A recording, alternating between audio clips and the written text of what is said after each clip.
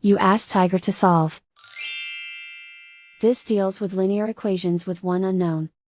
The final result is x equals -2. Let's solve it step by step.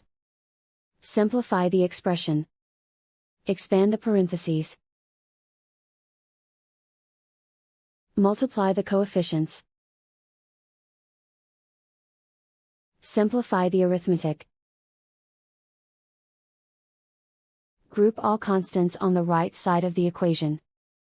Subtract 9 from both sides. Simplify the arithmetic.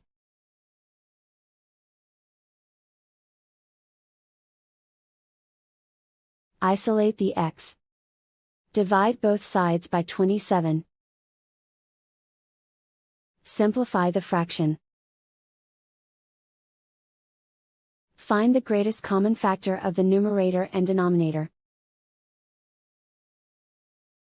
Factor out and cancel the greatest common factor.